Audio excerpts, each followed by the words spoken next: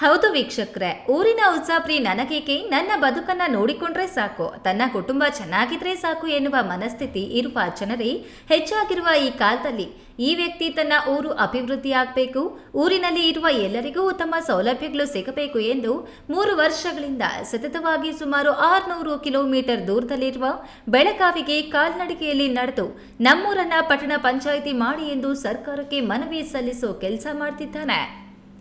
ಕೋಲಾರ ಜಿಲ್ಲೆ ಶ್ರೀನಿವಾಸಪುರ ತಾಲೂಕು ಆಂಧ್ರ ಗಡಿ ಭಾಗದಲ್ಲಿರುವ ಗೌನಪಲ್ಲಿಯನ್ನ ಪಟ್ಟಣ ಪಂಚಾಯಿತಿಯನ್ನಾಗಿ ಘೋಷಿಸಿ ಎಂದು ಗ್ರಾಮದ ಯುವಕ ಅಮ್ಜದ್ ಖಾನ್ ಬೆಳಗಾವಿ ಸುವರ್ಣ ಸೌಧದಲ್ಲಿ ನಡೆಯುವ ಚಳಿಗಾಲದ ಅಧಿವೇಶನದ ಕಡೆ ಹೆಜ್ಜೆ ಹಾಕಿ ಅಲ್ಲಿನ ಸಚಿವರು ಶಾಸಕರ ಗಮನ ಸೆಳೆಯೋ ಕೆಲಸ ಮಾಡುತ್ತಾ ಬಂದಿದ್ದಾನೆ. 3 ವರ್ಷಗಳಿಂದ ಸತತವಾಗಿ ಪಾದಯಾತ್ರೆ ನಡೆಸುತ್ತಿರುವ ಅಮ್ಜದ್ ಖಾನ್ ನಿನ್ನೆ ರಾತ್ರಿ ಚಿಕ್ಕಬಳ್ಳಾಪುರದ ಮೂಲಕ ಮಂಚೇನಹಳ್ಳಿ ಗೌರಿಬಿದನೂರು ತಲುಪಲು ಹೊರಟಿದ್ದಾಗ ಈ ನ್ಯೂಸ್ ಟಿವಿ ವರದಿಗಾರರಿಗೆ ಎದುರಾಗಿದ್ದರು.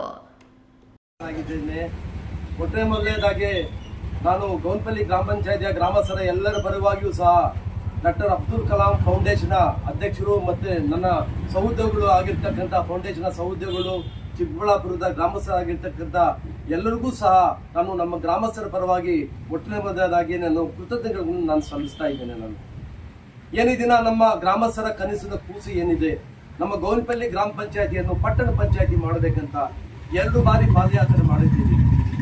ಈ ಯಶಸ್ವಿ ನನ್ನ ಗ್ರಾಮಸ್ಥರಿಗೆ ಎಲ್ಲರಿಗೂ ನಾನು ಸಲ್ಲಿಸ್ತೇನೆ.